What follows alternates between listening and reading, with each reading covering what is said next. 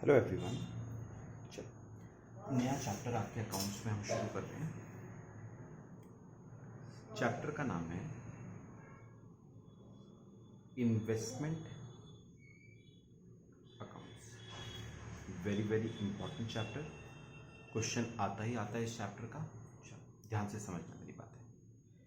पता है, एक बात याद रखना, आपके पास टाइप्स ऑफ इन्वेस्टमेंट्स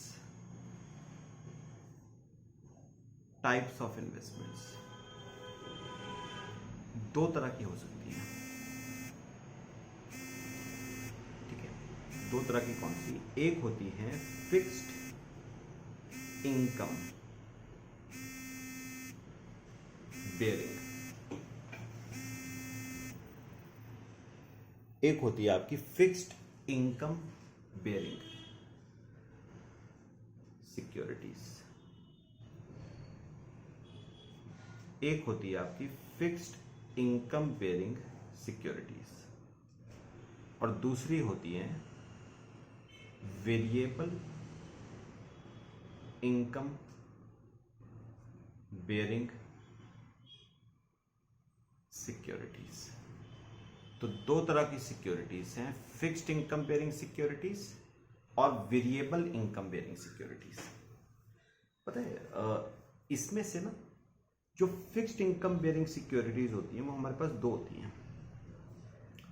एक तो होते हैं डिबेंचर्स।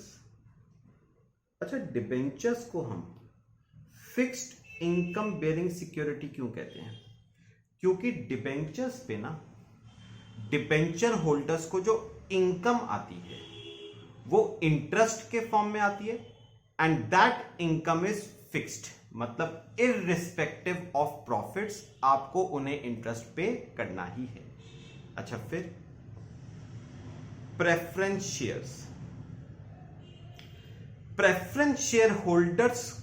शेयर्स को भी हम फिक्स्ड इनकम बेयरिंग सिक्योरिटी क्यों कहते हैं? क्योंकि प्रेफरेंस शेयर होल्डर्स को जो इनकम आती है ना वो in the form of preference dividend आती है, और वो प्रेफरेंस डिविडेंड क्या होता है? फिक्स्ड। तो इन दोनों को हम कहते हैं फिक्स्ड इनकम बेयरिंग सिक्योरिटी।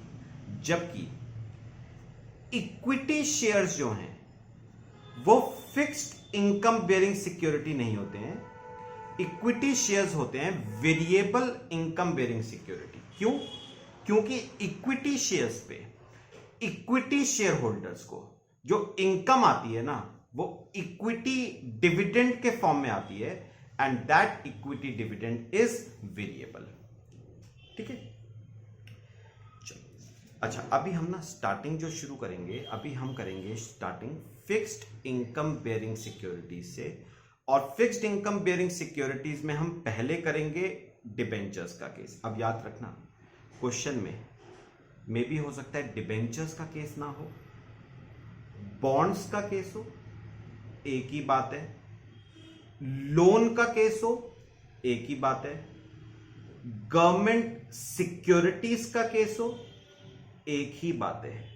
तो आपके क्वेश्चन में डिबेंचर्स हो, बॉन्ड्स हो, लोन हो, गवर्नमेंट सिक्योरिटीज हो, सबका मतलब एक ही है, सबका ट्रीटमेंट एक जैसा ही होगा। अच्छा, अगर हमें ये क्लियर हो गया ना, ये क्लियर हो गया, तो प्रेफरेंस शेयर होल्डर्स का केस अपने आप हो जाएगा बिल्कुल सेम है। डू सेम टू सेम, जैसे डिबेंचर्स का केस है वैसा प्रेफरेंस शेयर्स का केस है। हाँ, इक्विटी शेयर्स का केस थोड़ा सा डिफरेंट है, वो हम फिर बाद में देखेंगे। ठीक है, चलो करना शुरू करते हैं। स्टार्टिंग करेंगे हम फिक्स्ड इनकम बेयरिंग सिक्योरिटीज से।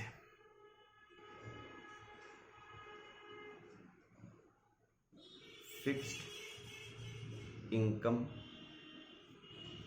Bearing securities.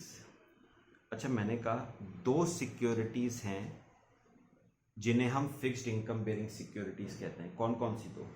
एक तो हो गए आपके डिबेंचर्स, डिबेंचर्स की जगह हो सकता है क्वेश्चन में बॉन्ड्स का केस आ जाए, हो सकता है क्वेश्चन में गवर्नमेंट सिक्योरिटीज का केस आ जाए, हो सकता है क्वेश्चन में लोन का केस आ जाए। एक ही बात है, ट्रीटमेंट एक ही है। ठीक है, अब सुनो, पता है ये जो डिबेंचर्स होते हैं ना, ये मार्केट में कोटेड, ये जो डिबेंचर्स होते हैं ये मार्केट में कोटेड या तो होंगे एक्स इंटरेस्ट कोटेशन, या तो ये कोटेड होंगे एक्स इंटरेस्ट, या ये कोटेड होंगे कम इंटरेस्ट, या ये कोटेड होंगे कम इंटरेस्ट। ठीक है, अच्छा, what is ex interest, what is come interest, वो हमें देखना है, एग्जाम्पल से समझते हैं। एग्जाम्पल, पहले केस समझेंगे एक्स इंटरेस्ट का। एक्स इंटरेस्ट कोटेशन, एग्जाम्पल से समझना। देखो, पता है, अज्यूम करो एक पर्सन है मिस्टर ए, ठीक है, उसके पास 1 अप्रैल 18 को, मैं फाइनेंशियल ईयर 18-19 का केस अज्यूम कर रहा हूं, ठीक है, तो उसके पास 1 अप्रैल 18 को 1000 12% डिबेंचर्स हैं in X limited, face value 100 at ₹110 पर डिबेंचर। तो मुझे बताओ, मिस्टर ए के पास साल के शुरुआत में 12% डिबेंचर्स हैं एक्स लिमिटेड के, कितने? 1000, फेस वैल्यू एक डिबेंचर की है 100, कॉस्ट एक डिबेंचर की है 110। ठीक है, अच्छा, अब पता क्या, ये एक पर्सन है मिस्टर बी, ध्यान से, ये एक पर्सन है मिस्टर बी। ए ने क्या करा, ये डिबेंचर्स 30 जून 18 को, कौन सी डेट को? 30 जून 18 को ये डिबेंचर्स सेल कर दिए। 1000 डिबेंचर्स, सारे के सारे डिबेंचर्स सेल कर दिए एट द रेट ऑफ ₹115 पर डिबेंचर। ठीक है, 115 पर डिबेंचर। अब मेरी बात सुनना, एक बात और लिख लो इसमें, फिर मैं आपको जरा फिर आपसे डिस्कस करता हूं। यहां पर लिखना इंटरेस्ट डेट, इंटरेस्ट डेट्स हैं 31 मार्च एंड 30 सितंबर। 31 मार्च एंड 30 सितंबर। अब सुनना, पता है अपना, मेरे को एक बात बताओ, पहले ध्यान से मेरे को बताओ, इन दोनों में से सेलर कौन है? मिस्टर ए डिबेंचर सेल कर रहा है तो वो सेलर, और बी कौन है? बायर यानी परचेजर। पता है अब जो रूल है ना, वो रूल क्या चलता है कि जो बायर है ना, ध्यान से सुनना, जो बायर है वो सेलर को दो चीजें पे करेगा। बायर सेलर को दो चीजें पे करेगा, कौन सी? एक तो वो डिबेंचर्स का प्राइस ए को पे करेगा, जितना डिबेंचर का प्राइस बनता है, प्लस वो सेलर को पे करता है इंटरेस्ट। समझते हैं, देखो यहां पर देखो, amount paid by B, buyer. अच्छा, मैंने क्या कहा? बायर सेलर को दो चीजें पे करेगा, कौन कौन सी दो? एक तो वो पे करेगा प्राइस ऑफ इन्वेस्टमेंट्स, मतलब डिबेंचर्स, तो एक तो वो डिबेंचर का प्राइस पे करेगा ए को, और एक वो पे करेगा इंटरेस्ट। किस बात का है ये इंटरेस्ट? अभी बात की बात है, जरा सुनना। अच्छा, अब मुझे ना एक बात बताओ, मैंने अभी आपको कहा कि डिबेंचर्स जब मार्केट में बिकते हैं ना, तो या तो वो कोटेड होते हैं एक्स इंटरेस्ट या वो कोटेड होते हैं कम इंटरेस्ट, तीसरा कोई केस नहीं है। तो मैं अज्यूम कर रहा हूं अभी फिलहाल कि मिस्टर ए ने ये जो प्राइस कोट किया है ना मिस्टर बी को 115 रुपए, ये एक्स इंटरेस्ट प्राइस है। तो मैं अज्यूम कर रहा हूं कि ए ने बी को जो प्राइस कोट किया है डिबेंचर का 115 rupees, that is ex interest. अच्छा, what do you mean by ex? Ex का मतलब होता है एक्सक्लूडिंग इंटरेस्ट। मतलब पता है, इस 115 में इंटरेस्ट इंक्लूडेड नहीं है। इस 115 में इंटरेस्ट नहीं है, तो फिर ये 115 क्या होगा? Price of investment. मैंने आपको कहा ना, बी ए को दो ही चीजें देगा, या तो इन्वेस्टमेंट का प्राइस और इंटरेस्ट, तीसरी कोई चीज नहीं है। ठीक है, अब एक बार बताओ, इस 115 में इंटरेस्ट वाला कंपोनेंट इंक्लूडेड नहीं है, तो बताओ फिर इस 115 में क्या इंक्लूडेड होगा? Price of investment. तो ये 115 है इन्वेस्टमेंट का प्राइस। तो एक डिबेंचर खरीदा 115 का, तो 1000 डिबेंचर हो गए आपके 1,15,000। ये बताओ 1,15,000 क्या हो गया? Price of investment. अब सुनना। अच्छा, अब बात करते हैं इंटरेस्ट की। ध्यान से मुझे ना एक बार बताओ, देखो मैंने आप, ये बहुत इंपॉर्टेंट है, ध्यान से सुनना। मैंने आपको ना इंटरेस्ट डेट्स दी है, इंटरेस्ट डेट्स। अब सुनो, पता है जो कंपनी है ना, जो कंपनी है, जो एक्स लिमिटेड है, उसका पता है सिस्टम क्या है? जो एक्स लिमिटेड है ना, वो अपने डिबेंचर होल्डर्स को इंटरेस्ट 2 डेट्स पे देती है। एक तो वो इंटरेस्ट देगी 31 मार्च को, और एक वो इंटरेस्ट देगी 30 सितंबर को। यानी पता क्या, इन 2 डेट्स के अलावा एक्स लिमिटेड और किसी डेट पे डिबेंचर होल्डर को इंटरेस्ट नहीं देती है। तो मेरी बात सुनना, जिसके नाम पे, ध्यान से सुनना, जिसके नाम पे ये डिबेंचर्स रजिस्टर्ड है ना 31 मार्च को, उसी पर्सन को पूरे 6 महीने का कंपनी से क्या मिलेगा? इंटरेस्ट।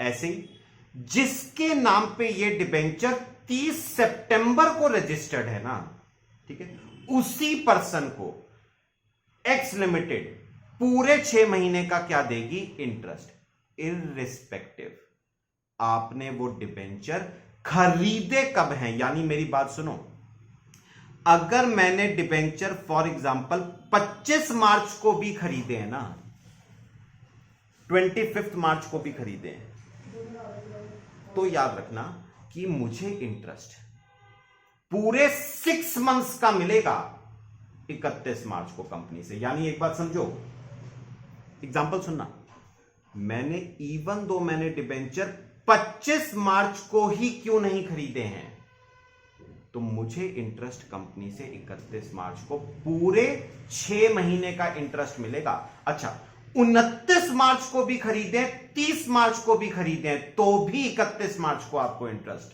पूरे 6 महीने का ही मिलेगा कंपनी से।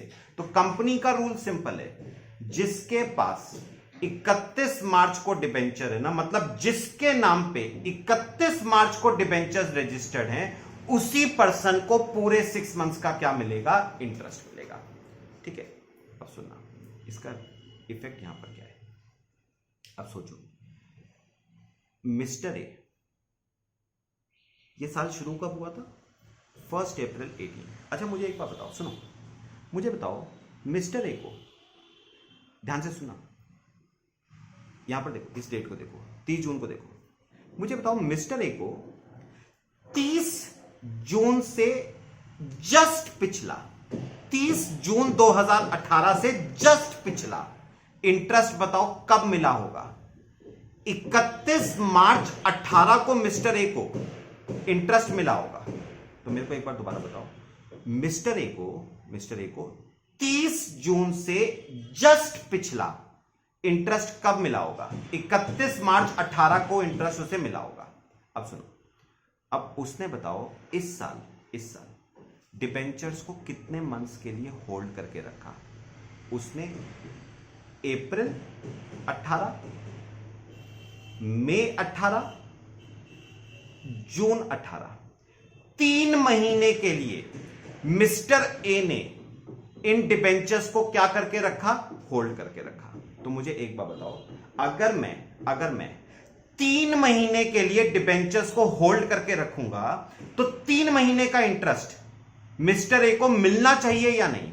बिल्कुल मिलना चाहिए। लेकिन प्रॉब्लम क्या है, ये 3 महीने का इंटरेस्ट उसको कंपनी नहीं देगी, क्योंकि कंपनी का अपना सिस्टम क्या है, कंपनी इंटरेस्ट या तो 31 मार्च को देगी जो कि मिल चुका है उसे, या वो देगी 30 सितंबर को।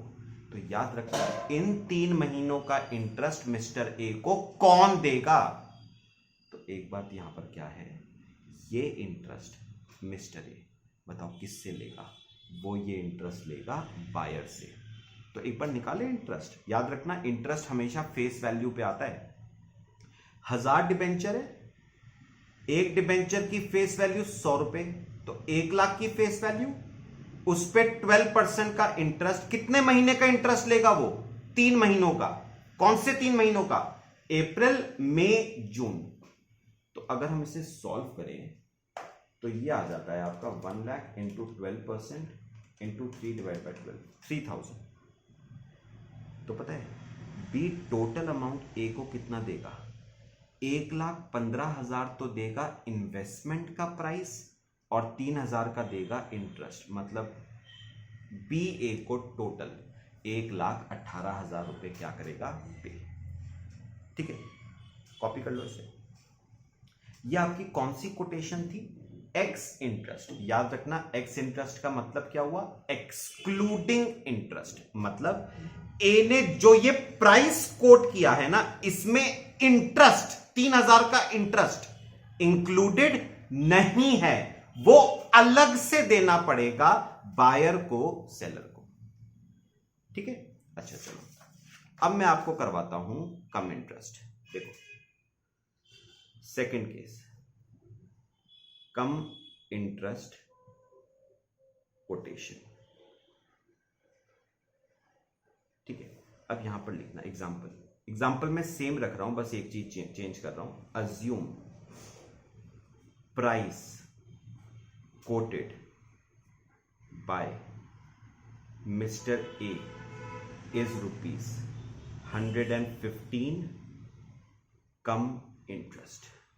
और पता है एक्स इंटरेस्ट का मतलब था एक्सक्लूडिंग इंटरेस्ट, कम इंटरेस्ट का मतलब है इंक्लूडिंग इंटरेस्ट। मतलब इस 115 में इंटरेस्ट वाला कंपोनेंट भी इंक्लूडेड है।